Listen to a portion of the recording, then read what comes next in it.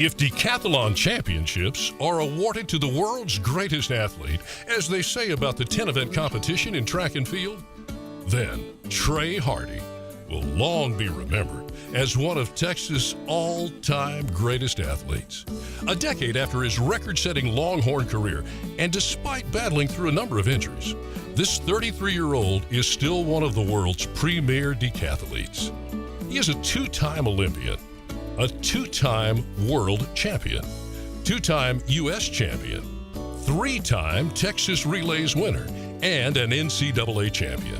And you can add to that he's also a four-time All-American, a former NCAA record holder, and a 2012 Olympic silver medalist. Starting his career at Mississippi State University, Trey has the distinction of earning championships in both the SEC and the Big 12. But despite his success down south there, it would be here at Texas that his career blossomed.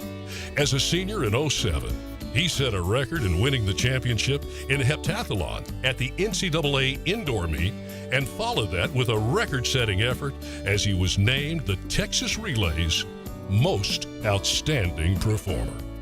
Trey lives in Austin, where he continues to train. Longhorn fans, Trey Hardee.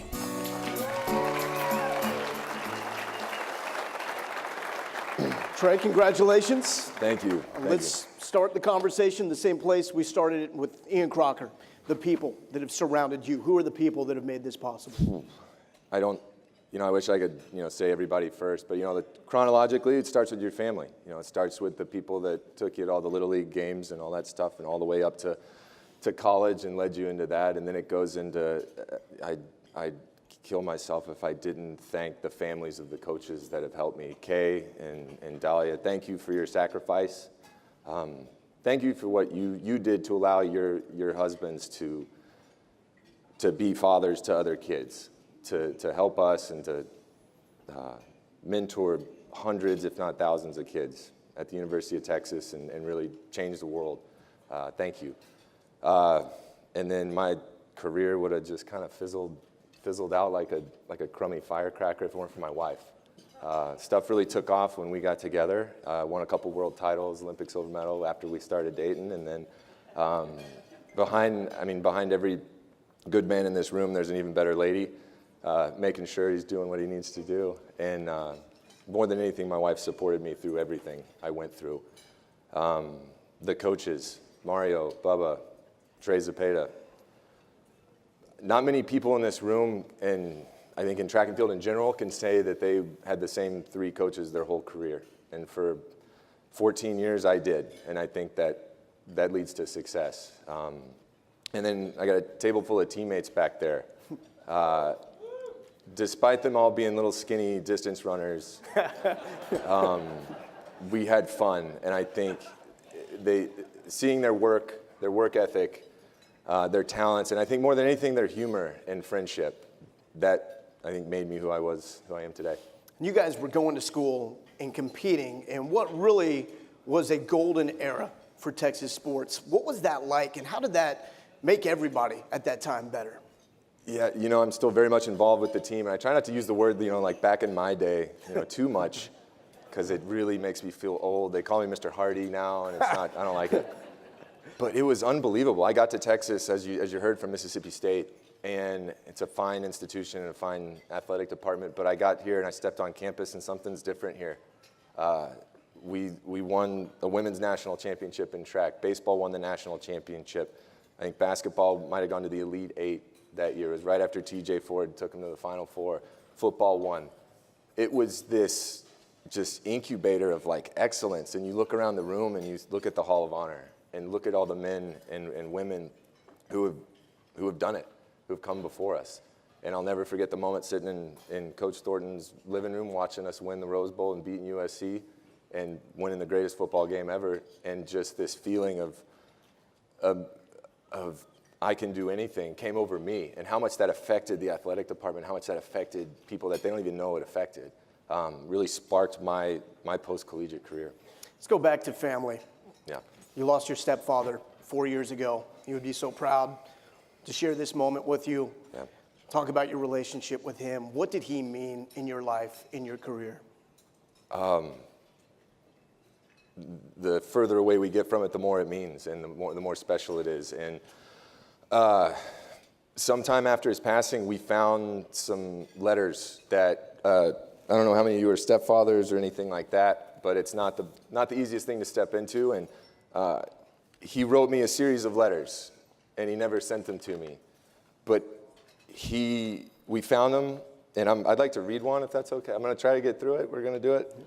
It says, "Dear Trey, I grew up the son of a community college counselor and a school teacher. Professions aren't known for their high income, but they're well-respected jobs. And I was in a family of 3 boys and 2 girls, which means money wasn't plentiful. And looking back on my childhood, but I can never remember a time that I didn't have the necessities of life. I always had clothes to wear, food to eat, participated in many school activities, and I remember at the age of 16, I was angered by the fact that my parents weren't rich. I remember hearing about all my friends' trips all around the world, the cars that they received, all the pocket cash that they seemed to have, and I remember, Trey, I'm saying that I never lacked any of the necessities for life, but as kids do, I wanted what I had not earned. And my parents, in retrospect, taught me more valuable lessons than you can imagine. The first was to respect your parents and know that they know more about what you need than you do.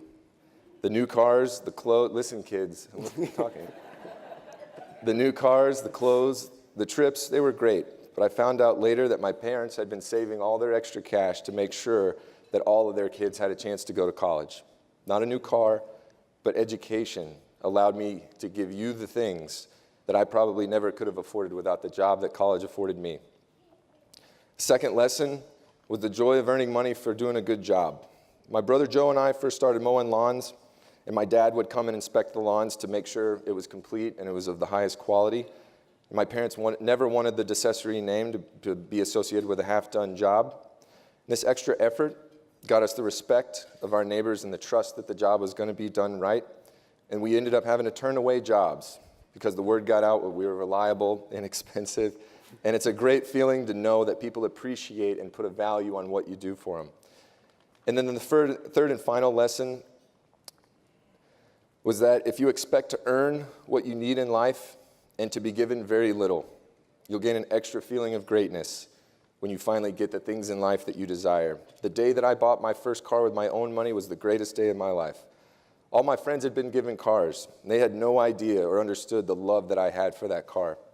But because I expected very little and worked very hard, I was much more appreciative for the things that I had earned. Trey, it's my job to make sure that you do the best job that you can in anything that you do. Make sure you have the things that you need in life. And remember, there's a big difference between the things that you need and the things that you want. And your mother and I will try to provide these things and maybe a few things that you want from time to time, but the rest is up to you to earn. And the P.S., it's just, sorry, this was one of his longer letters.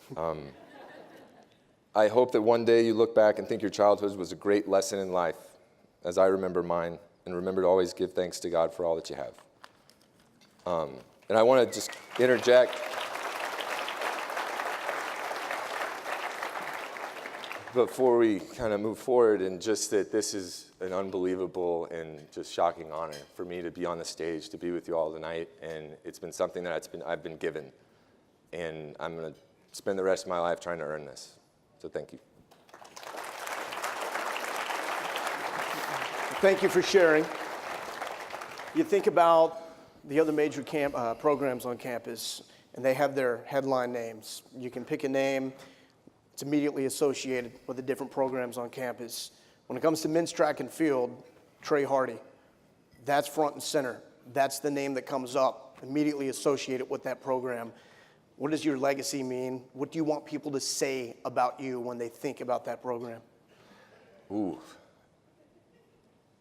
man, I hope I'm an afterthought. I hope that I'm a footnote on the page of the people that will come after me to take men's track and field to the next level. I hope that I'm never mentioned.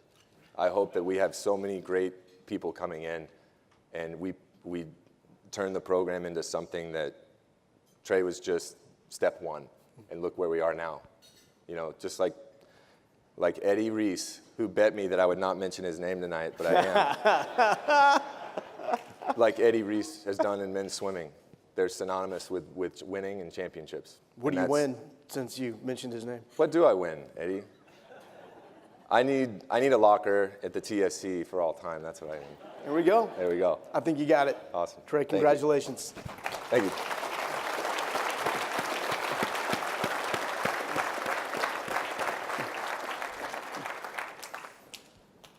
Awesome.